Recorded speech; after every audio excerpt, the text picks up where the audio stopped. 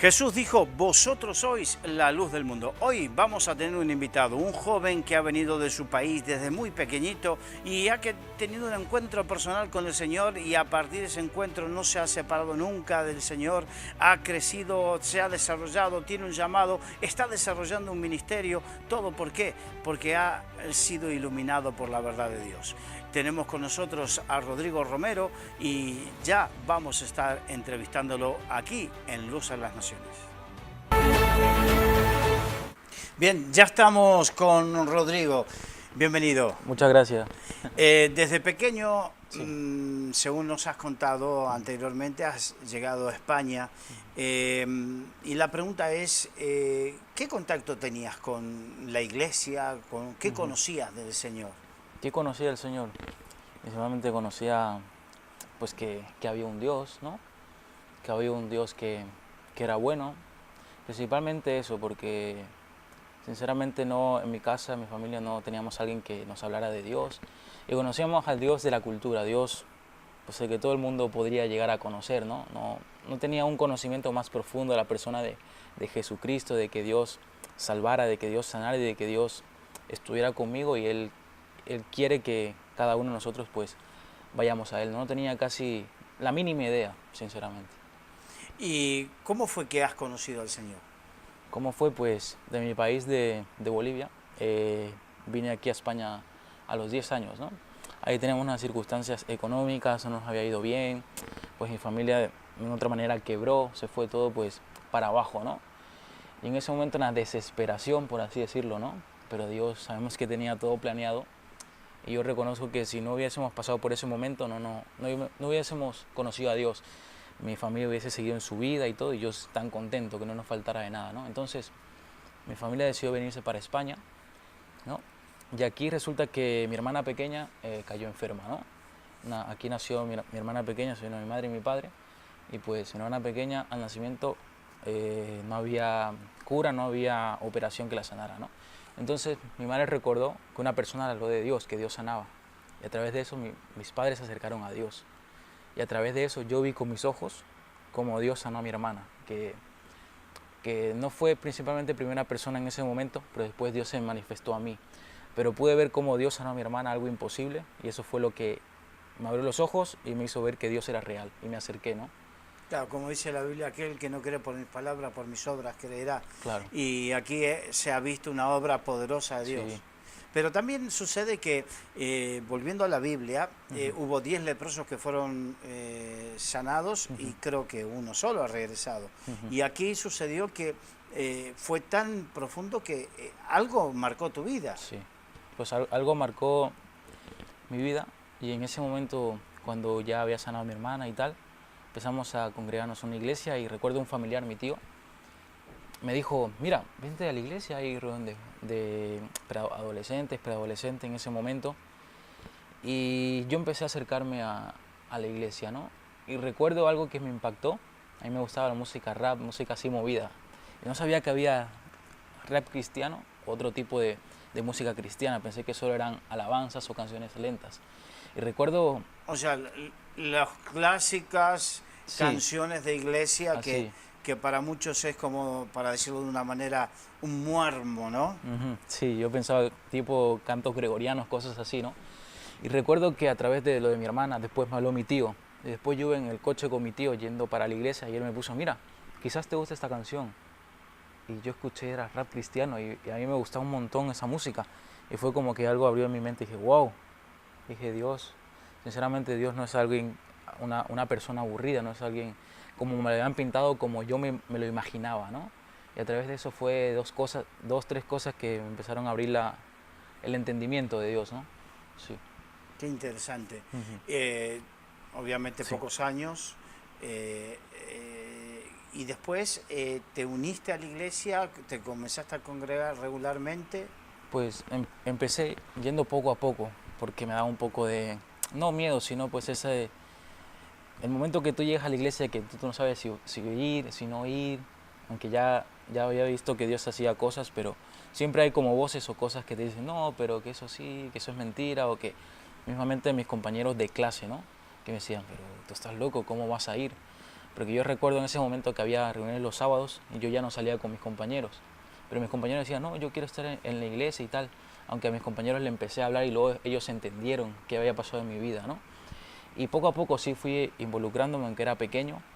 Y recuerdo un día en una vigilia que estaban orando y tal, las personas, y estaban cantando. Y recuerdo que en ese momento una persona en mi iglesia dio una palabra en general, pero yo sentí que era para mí. En ese momento fue como que algo se rompió en mi corazón y me quebranté y me eché a llorar. Y dije, Dios, gracias por traerme hasta aquí, gracias por sanar a mi hermana, por poner a mi tío, por traernos a España, porque sinceramente ahora sí que sé que es la felicidad, ¿no? Estar contigo. Es un pequeño ¿Y cuántos resumen. añitos tenías? Cuando llegué aquí 10, después cuando empezó mi hermana tenía aproximadamente 11, 12 años, y ya cuando empecé a ir a la iglesia era a los 13 y ya a los 14 ya, ¿Tuviste ese encuentro con el Señor? sí, y ya después de eso pues estudié la palabra, crecimiento espiritual, que sea ahí, y me bauticé, ¿no? En plan, me bauticé y después estudié. ¿Y paralelamente tus padres seguían en la iglesia? Ahí es la cosa, que en plan, mis padres sí creían, pero en ese momento solo iba mi madre a la iglesia. Y mi padre pues costó un poco, pero a través de, él me vio que yo iba a la iglesia y que yo estaba haciendo diferente en casa, que no estaba aportándome como antes, que hablaba diferente a mis padres, que hacía cosas diferentes, que actuaba mejor. Entonces él vio y me empezó a preguntar, ¿y qué hacen en la iglesia? ¿Y qué esto? Pero él sabía que Dios sanó a mi hermana, ¿no? Y a través de eso ya mi padre, mi madre y toda mi familia ya vino a los pies de Cristo, ¿no? Y desde ese día hasta hoy pues ya todos estamos dentro de la iglesia, ¿no? Dentro del camino de Dios, y todos tenemos en nuestro corazón a Jesús, ¿no? Sí. Bien, ¿y cómo se desarrolló? ¿Cómo se desarrolla la vida de un joven en la iglesia y cómo lo compatibiliza con estudiar y la presión de este mundo, ¿no? Porque Sí. este mundo, a todos los jóvenes este mundo los presiona con el clásico beber, Sí. con los placeres de este mundo, con salir, con...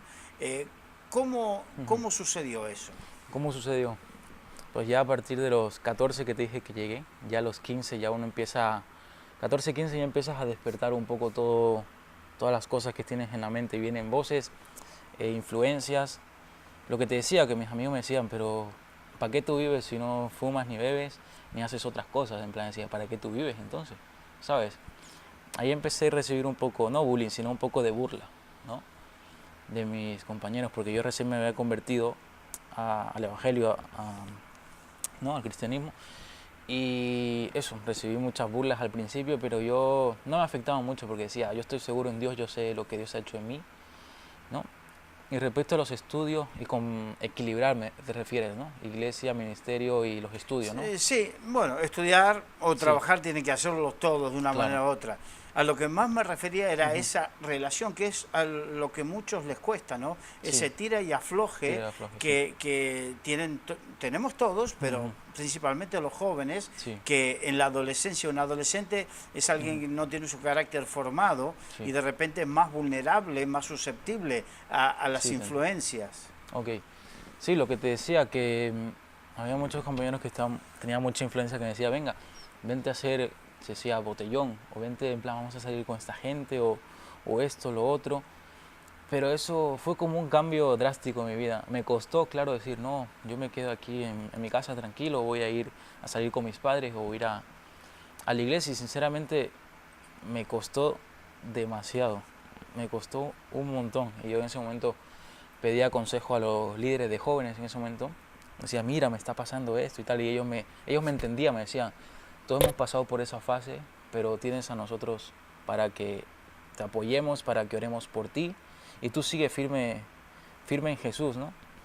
Y lo que me ayudó mucho en ese momento fue cada día recordar lo que Dios había hecho. Y sentía ese peso en mí de no desperdiciar o despreciar lo que Dios me había dado, ¿no? Y yo a mis compañeros les hablaba, les decía, nada, tío, mira, pues, Dios ha transformado mi vida y no quiero estar bebiendo, ni siquiera me gusta fumar y no quiero estar haciendo esas cosas porque sinceramente no me siento bien, estoy a gusto como estoy con Dios. Y mis compañeros al principio se burlaban, pero después me empezaron a entender poco a poco. Entonces fue un proceso bastante largo, ¿sabes? Que tienes que estar afianzado y decir, no, yo creo esto y esto y esto.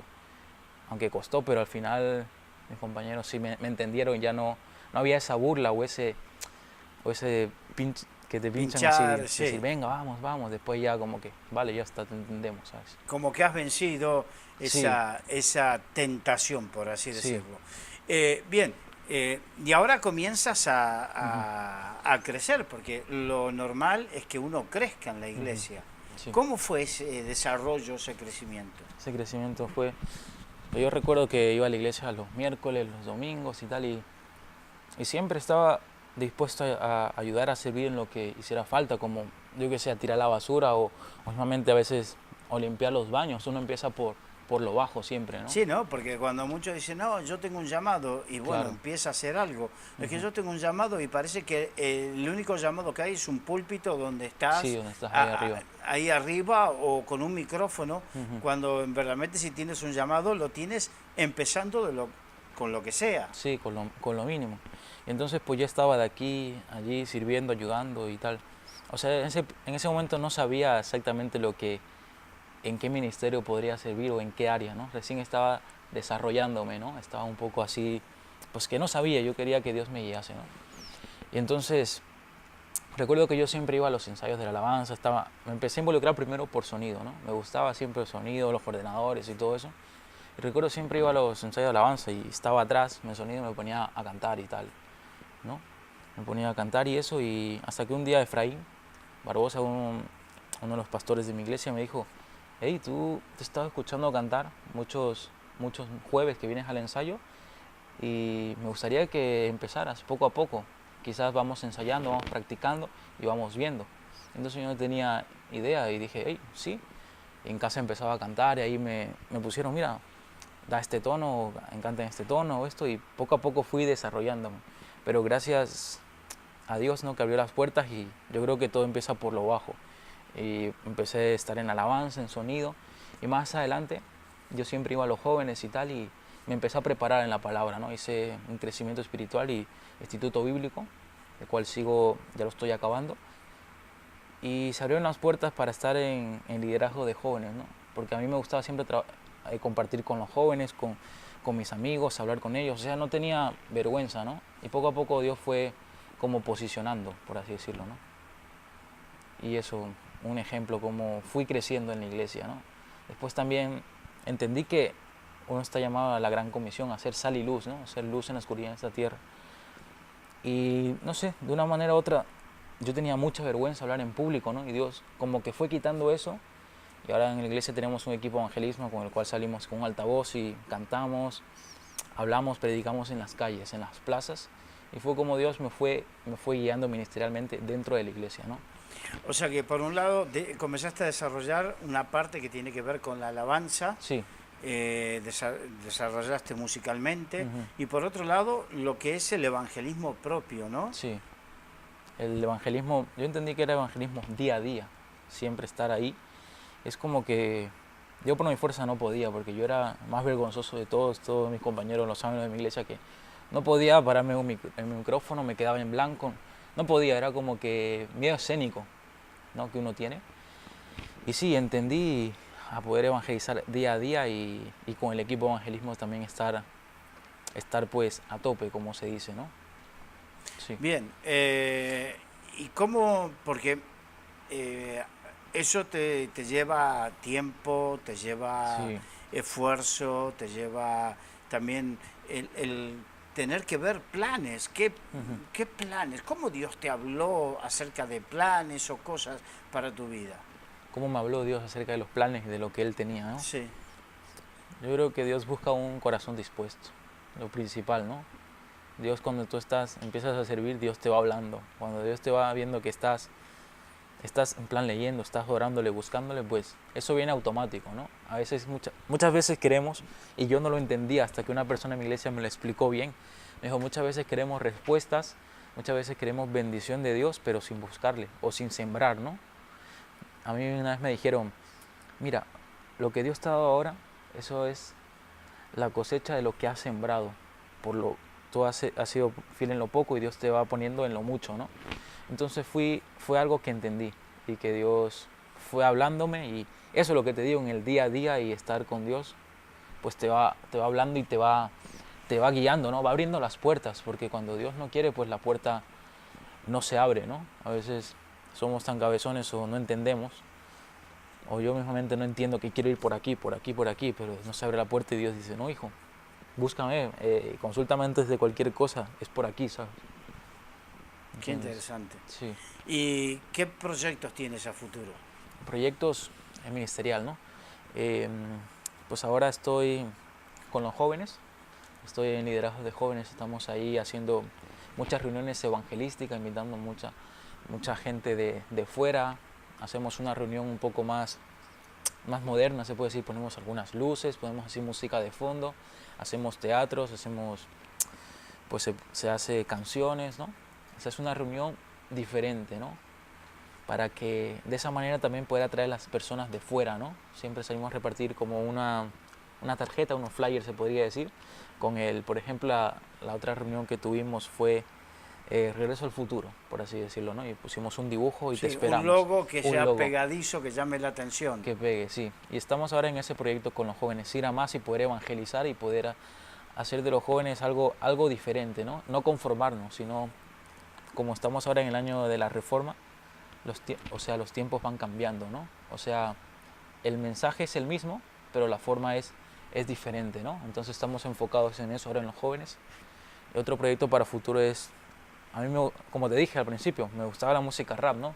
Y hace poco hace un año aproximadamente saqué un disco llamado Luz en la Oscuridad, de rap, y ahora estoy en el segundo proyecto musical, ¿no? Que este proyecto musical va a ser un poco pop, un poco, podría decirlo, hip hop, un poco de electro, va a ser bastante moderno, pero no olvidando el mensaje y el fundamento, ¿no? Y esos son los principales proyectos que tenemos ministerialmente, ¿no?